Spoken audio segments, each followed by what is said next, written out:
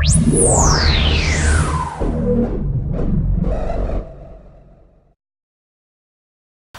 to CIPOT, darlings. I am your host, Miss Zoe. Now, CIPOT is a forum where we talk about the topics that you, our viewers, want us to talk about by your suggestions on our Facebook page. But remember, we will give you credit for any of the topics that we use. And now, to my fabulous panel of ladies next to me, they're going to introduce themselves one by one because we are ready to get busy with you. Hi, I'm Irina Washington. I'm Brenda Monks. I'm Sade Marie. And welcome to CIPOT! All right, now let's choose a topic that you suggested. Our first topic is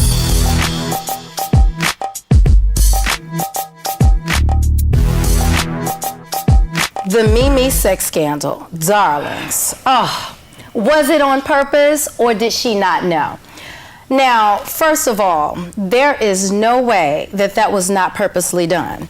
I think initially Mimi probably was like, oh, let's have some fun. Nico, let's get our sex on camera. But I think after they did it and they saw her body was looking so hot and she had those necklaces on, because you were steaming hot, Miss Mimi. I love you, by the way. I want your body. But anyway, I think it was definitely on purpose, and I think that the payday will definitely be large. But I'm interested to find out what you guys think. What do you think, Miss Sade? I don't know. Honestly, I think maybe Mimi and Nico did decide to have fun. Yeah, a little bit of fun. Okay, fine. Maybe Nico leaked it. I'm not sure. I don't want to point any fingers. He might have. But I think once Mimi knew it was out there already, once she knew it was out there, then she was just like, okay, you know, I might as well get paid for it. I'm not mad at you, though. It's out there. Get your money. Okay, Irina, now I know. I believe that the sex tape, I only saw 5 minutes of it. It was okay. I enjoyed a little bit of it.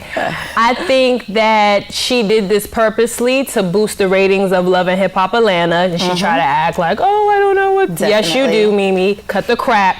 You wanted to make some money. It's okay. We all do a little something crazy for a little change every now and then. It's okay. Nobody's judging you. It is what it is. But I don't blame her for it. She got like $1 million off of it, so. Would you have done it, Brenda? Would I have done it myself? Yeah, No. like tell me, No. would you?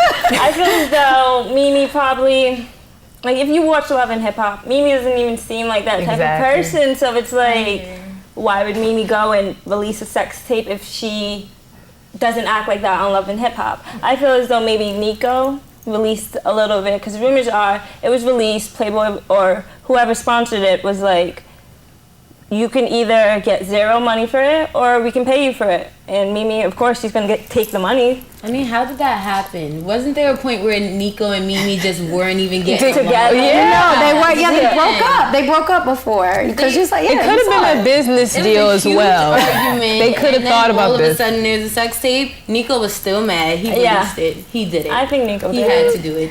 I mean, even if Nico was mad and he did happen to release this sex tape, I feel like if she really didn't want the sex tape out, she could have went through legal things to handle that. Like if you didn't want it out, we have lawyers. She could afford one. She could have got one. And don't forget, she she's didn't going care. around saying it's okay. Like she's pretty much bragging about the whole thing. Yeah, she said that she's technically she's like almost like a porn star now. I saw the video. Their ratings I saw it. were high. I'm not mad at it. I'm really not mad at it. It was okay. You know, I totally learned some new things about Nico. And I do understand why she went back to Nico because Nico is tricks. You saw him when he did a little dive in, a little Trey song. Yeah. Okay, I don't know. I think everybody's gonna have an opinion, but I just think that you should definitely see it first before you form one. Now you can see it free online. Yes, on Pornhub if you want to go watch it, you can see 5 minutes. Yes. Okay. Yes, you can see it free. It's like 5 minutes. You know, I've seen like bits and pieces, but I'm gonna go look it up now. And people stop buying those shower rods. They're not gonna help your sex life. Don't waste $80 on a shower rod. It's not gonna help. Just get a regular shower rod. You know, just make sure the man is really strong. So he can hold you up like Nico did. Exactly. That's what I was telling you the whole time. It wasn't just her holding herself up. It was him holding her up a little bit as well. Yeah, I liked it though. I mean, Yeah, it was I thought it okay. had a little bit of class. It could have did some music in the background though. That would have. Like I think that was kind of like my sellout point. It was just kind of like you have this video have no going on soundtrack. and there is no music. Hello, can I get some music, some sexy, like something that's gonna put me in the mood? I mean, if I would have had that, it would have been a hit. I would have paid for it. But I do think that, basically they did it on purpose. Yeah. Okay, so you know what? Let's take this time to go to the streets. Let's find out what the streets think, because we know what we all think, but let's find out what the streets are talking about. I think it was kind of ridiculous. They called it a sex tape, but it was more like something you can probably buy at your XX video store. Too much production being done on it. If it was actually a home video, it would have been like the person with the camera personally, opposed to them solely on their own, someone they're videotaping and fading away to certain scenes. So there was a lot more production done to it than it actually being like unedited or whatever. Listen, anybody that wants more publicity, I'm not going to name any names, Paris Hilton, Kim Kardashian, everybody does this because once they start fading out of the limelight, they need to do something in order to bring them back to it. So if this is going to bring them more followers, more publicity, more money, why not? CIPOT fans, our next topic for the day is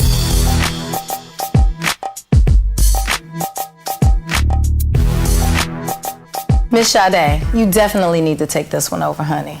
Is there a time limit on love? Oh my God, there is no time limit on love. I think that you feel it. It's something you feel, like you just know, in this area right here. It don't matter if you're with somebody 5 years, 10 years. You can have love for them, but you don't have to be in love with them. I think it's really about the emotion, the connection, everything it's a bond between you guys. Right? So you would say that there is no type of limit on how long you can love somebody or if you can love somebody? No, there's no limit when it comes to love at all. Yeah. I think I can look at you, Brenda. I can look at you and I can say, Brenda, I love you. That don't mean I'm in love with her, but I can be. Love you too, because it's all about what you feel. If I feel that connection, I feel that bond. I'm gonna say, Miss Zoe, I love you. And I would say, I love you back, girl. I love you, girl. But I'm just saying, when it comes to relationships and love, like, you don't feel that there's a certain point where you get to wherein there is a time limit? Or that you say, well, you know what? I'm now 60-some years old. I never found love. So what do I do now? Like, you don't think that there's a limit? Yeah, do you settle for someone? No, well, when it comes to this, I don't believe there is a time limit on love at all and falling in love with someone, but I also do believe that there's levels to this love thing. You can be infatuated with someone, which feels so much like love until something happens and then you're like, like, why did I ever even look your way? Like, no. But there is no time limit to love. I don't believe that at all. But there is different levels to feelings. Well, Personally, I've never been in love, so I've never told any guy that I've loved him, honestly. And I think every single one of my boyfriends have told me he was in love with me, but I don't believe in love. When they use that word, yes, that's really deep. Use that word and you're not even ready for it. You don't see it coming. You be like, huh? Look, I've told a couple people I loved them and I wasn't in love with them. I may have had love for you, but I mean, it's still the word love. Whether you're in love, you got love, I love. So if that's someone all. says, I love you. I say it back immediately because I'm not. I love you too. I can't be mean. Like, I feel like that's so mean to tell someone you don't love them. Like, okay, yeah, honesty is the best policy, but I ain't about to break your heart and be like, oh, I don't love you. I kind of just like you. Take it to the next level though. They're saying I love you, like I'm in love with you. Well, I'm gonna say I got love for you, baby, but I'm not in love. See, she mean. She is mean. I'm just saying. She is mean. It's not mean, but if we're gonna be honest and I'm gonna say I love you back, I gotta make sure you know that I'm not in love, honey. I just got love. Exactly. The in love could come throughout time if you stay around that long. But until then. My ex-boyfriend actually broke up with me because I didn't say it back to him. I would have broke up with her. Which means it wasn't love to begin with. No, because that's wrong. You should have said it back. Are you sure you're not any kin to each other? You guys are really mean. They're mean. Oh my God. At least I say it back. We're honest, but I say it back. We help them help themselves. Exactly. Yeah. Don't be If running you're in out love with me and I'm not ready for it, and you want to wait for me to love you back, then you can That's wait. real If love. you don't want to wait, then goodbye. Yeah. To the door. That I can understand, To the but left, you to the know, left. I guess you can let them down easily. You know, Miss Sade over here, she's a love lovebird. love. Look at Yeah, her, I love lovebird. too. She's a lovebird. That's that big love. I can't Love help her. it. No, it's She's a Might sponge. be infatuation. I don't know what it is. It's It like, feels good when you are feel really it, in love. you know it. Does it. really It's feel just good. there's no questioning it once it's there. Yeah, Once it's there, that's it doesn't true. matter the hardships. You guys will get through Trust anything. me, I like, know. Trust me. once- I'm going through once that you're there, crap you're right there. now. So basically, you have no time limit. No, So you love all the guys you've loved before? no. So what are you talking about? I have love for the guys that I've dated. In love with the thought of being in love. Oh, did I say that out loud? yeah. She's in love with the thought of being in love. Those are the girls to stay away from. I love love. Those are really the girls to stay away from. No, really though. 'Cause love makes us crazy. Okay. Good. Just a little bit. Just a little bit. Well, you know, I'm interested to see what the streets are talking about as far as love and what would you do? Do you think that there is a time limit on love? Because I know Sade doesn't have a time limit. So is there a time limit? Streets, tell us please. If it happens, it happens. You know, it can be from a week to a year. You know, I've been in love more than once. And the first goal was 2 weeks. The next goal took a few months to warm up to. But the next goal I'm still in love with and still dating. And yeah, when the only person you think about is her at all times. And well, I know for me, she's still back home, and Don't really go there for brunch. I know that I love her. I just know I don't need other girls. There's a woman, she just passed the bar. You know what that means, right? She's officially a lawyer. The girl's smart. I heard she's beautiful, but they didn't show any pictures of her. Guess what she did? Some real Thoughtsville stuff. She went and had a one-night stand with Meek Mills. Meek Mills? Yes, one-night stand. And get this, she's pregnant. Oh shit. You're disgusting, okay? That's all I gotta say. And yes, I'm passing judgment. Ill. Next one, moving on. I'm not talking about this either, sorry. Don't make me laugh. My favorite. Y'all watch Love and Hip Hop, right? Well, your Puerto Rican princess, Jocelyn, yes, the one that's with Stevie J. Anyway, she claims that she's 27. She just said this on the show, I think it was this last Monday. Sorry, honey, you've been arrested like how many times already? The police have government documents. Your age is right there on the picture. In 2007, you were 30, which would make you 37, dog. Come on, we know how to add. Jocelyn, stop it. CIPOT, give me a beat. Hilarious. All right, that's enough. This is the person who Jocelyn is always saying, oh, with your old ass, you old. Carly Red. Seems like she's moved on from your boy Young Jock. She was spotted in Atlanta just the other night with Carl Cole Brown Payne, you know, from Martin. You stupid. Yes, she was up with him at his birthday party, and he just recently divorced his wife, so I guess a little rebound action is in order. Go ahead, Carly. Get it around, girl. Get it around. And we're gonna get that around. Lastly, so you know that they're producing the biopic for our Princess Aaliyah, right? We all miss her. God bless. So now they're going into production and they're trying to figure out who they're gonna cast. Word is, they casted Zendaya.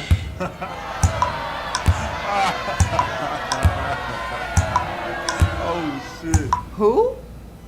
I'm sorry, but if you're gonna get somebody to play our girl Aaliyah, can we at least know who she is and can she be African American? Seriously? So Zendaya, whoever you are, congrats if you get it, but I don't think anybody's really gonna be checking for you. I'm sorry, I don't know what to say about that. Anyway, I'd like to hear what you guys have to say. Like, post some comments about who you think should be cast for that part. Right? We deserve some say in it. It's our girl Aaliyah. Anyway, that's all I got for you today. I'm gonna send it back over to CIPOT, and I'll see you next week. Let's talk about odd couples. Angelina Jolie was actually married to actor Johnny Lee Miller in 1996. The two separated in 1997 and divorced in 99. Ashley Olsen and Lance Armstrong were linked together in 2007 after the two were spotted making out in public in a New York City restaurant. Avril Lavigne and Brody Jenner made an odd pairing from 2010 to 2012. Back in 2005, Minka Kelly and Donald Faison were an item. Chelsea Handler and 50 Cent dated briefly in 2010. Cher and Tom Cruise were surprisingly an item in the 80s long before Tom became a household name, and rapper known as Big Sean and the actress Nell Rivera made their debut as a couple at the premiere of 42. Sandra Bullock and Jesse James may have been an odd pairing, but the couple were together for 7 years and married for 5 before divorcing in 2010. Although they surprised everyone when they confirmed their status as a couple, Nick Cannon and Mariah Carey have been married for 5 years. Even though this unlikely pair shocked the fans at first, Ryan Gosling and Eva Mendes are still going strong. When Lisa Kudrow first moved to LA, she and Conan O'Brien dated before the two realized they were better as friends. Hello everyone and welcome to CIPOT Studios. I'm your host, your favorite girl in the whole wide world, Yum Yum, and today my special and intelligent guest is Reese. He is a former marketing director of Def Jam, and now he has his own company called Don't Hurt Yourself. Is everything correct? No doubt, don't hurt yourself. Welcome to the show. How you doing? Thank you for having me. Well, more than a show, I would like to call this the CIPOT Hot Seat. This is my first time meeting Reese, so we're going to get to know each other in a quick and an informal manner, and we're going to have lots of fun. Is that a deal? Yeah, let's make it happen. Okay, so CIPOT Hot Seat. Everyone's on edge right now. Tell me, what is the definition of marketing? Definition of marketing is to bring awareness to a product. That's my own personal, definition. Branding, bringing awareness to certain products. Okay. Now, you've worked with many famous artists. Can you give us a few? I know you've worked with Mary J. Blige, 50 Cent, any other great ones? Well, the whole Def Jam, Island Def Jam, that's what I used to work for. So you're looking at Jay-Z and the whole Rockefeller. You're looking at DMX, Ja Rule and the whole Murder Inc. And then also we had Def Soul, which include K's, Kelly Price, Music Soul Child. So I pretty much have my hands full. So with your hands being full, I'm sure you've worked with a lot of eccentric personalities. So my question to you would be, what would be your strategy in working with an artist who maybe got in trouble with the law or he's getting into a lot of trouble? How does the marketing team and the PR team work together in trying to get the public's adulation back again for that artist? Well, just to put them in a positive environment where, they have to give back, where they get recognized for giving back and not just always the negative. Just a lot of artists, these, people look at them, they look up to them. So if you get them to do something positive, then they message is, will be taken more serious than just the average person. So something like volunteer work, yes, definitely. Working with old folks' home, maybe reading stories to little kids and things like that. Yeah, all of those things, and that's just some of the things that I'm working with now, which I'm gonna, be talking about a little bit later. Okay, so I'm gonna put you a little bit more on fire. If I have a company, just say I have a phone that it can contact someone from outer space, it can type for me, it can do everything. And I'm like, Reese, I want to reach a young audience. I want this phone to target young men from ages 18 to 25. And I also want this product to target men from 50 to 65. What would be your marketing scheme and how you would tackle both age ranges? Well, I would get a father and son famous person to basically brand the product, somebody that's recognized and respect, You know, maybe like a Master P and Romeo type. You know, where both is, you know, recognizing both generations and can bring out a message that people will listen and respect.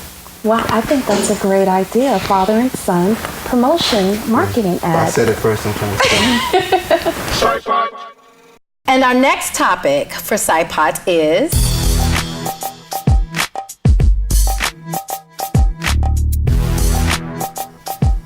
okay, Miss Brenda, I'm gonna let you take this one about Donald Sterling because this racist thing, I believe you can handle it. It's crazy, isn't it? Yes. Donald Sterling was the previous owner of the Los Angeles Clippers, and now he's actually banned from everything NBA by Adam Silver, was it?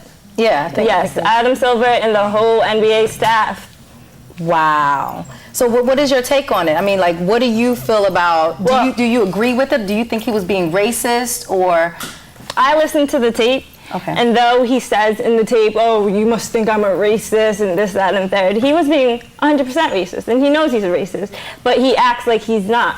And though his girlfriend is half black, and though his girlfriend is the one who exposed him to the world, he claims that he's not a racist, but I feel as though he's 100% a racist. Okay, but let's say this first.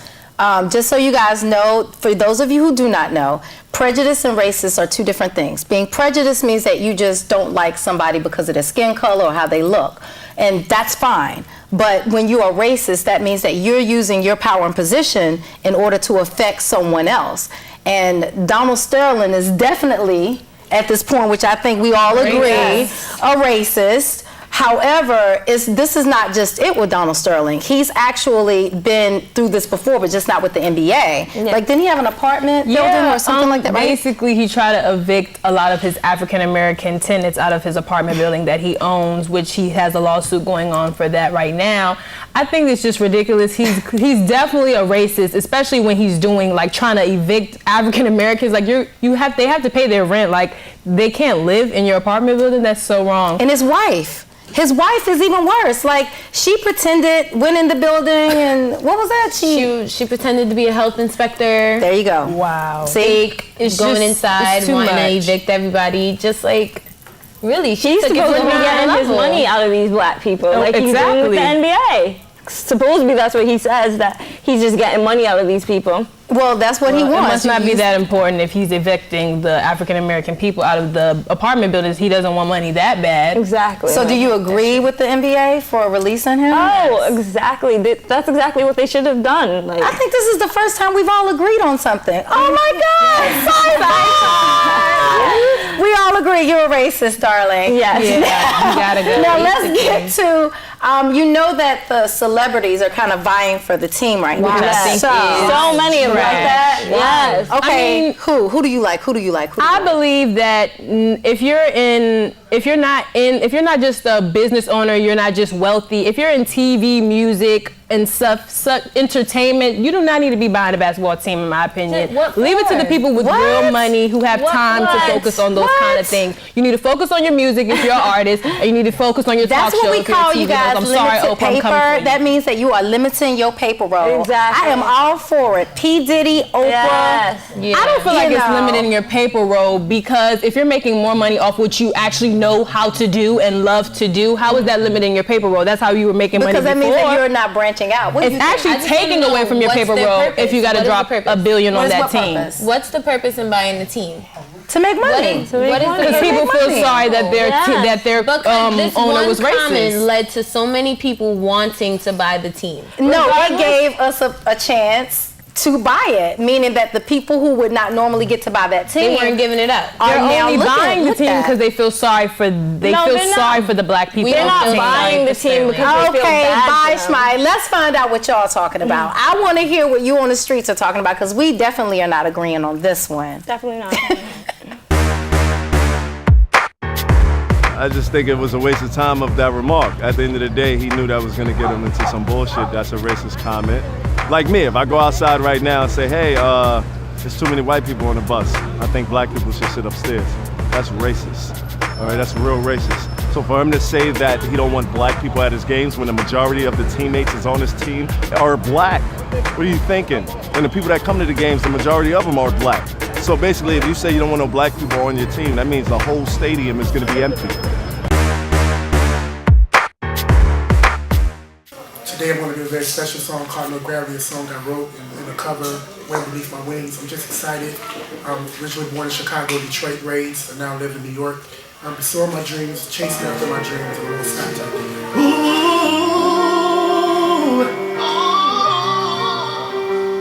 break me down.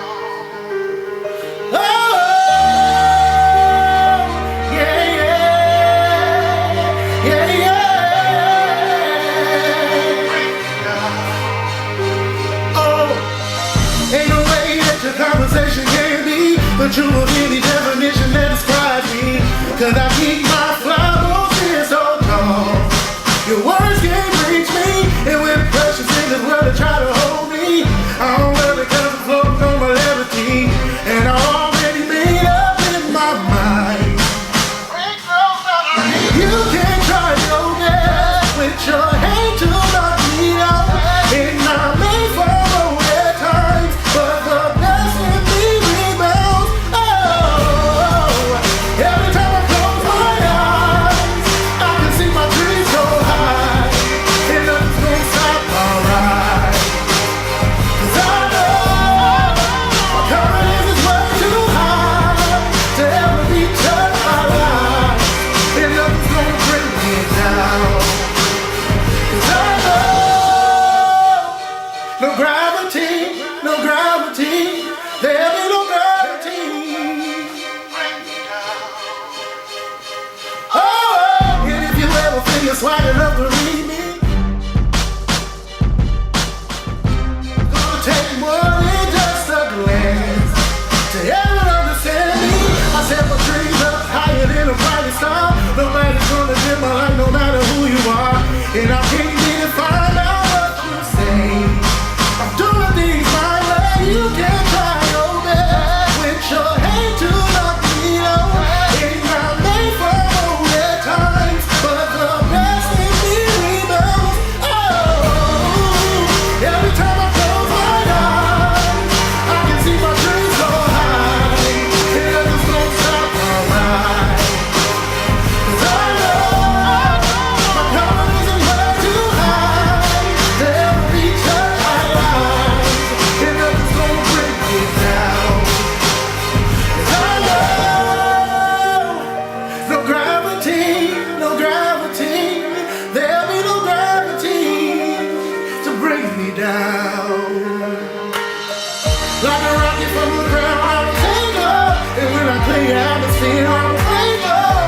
And I got my own blood to follow, and I'm gonna make it. Every time I close my eyes, I can see my dreams so high, and nothing's gonna stop my ride. 'Cause I know my confidence is way too high to ever be touched by lies, and nothing's gonna bring me down. 'Cause I know every time I close my eyes, I can see my dreams so high, and nothing's gonna stop my ride.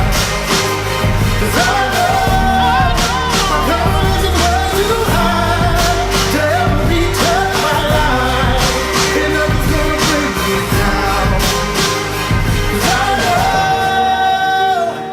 no gravity, no gravity, there'll be no gravity to bring me down.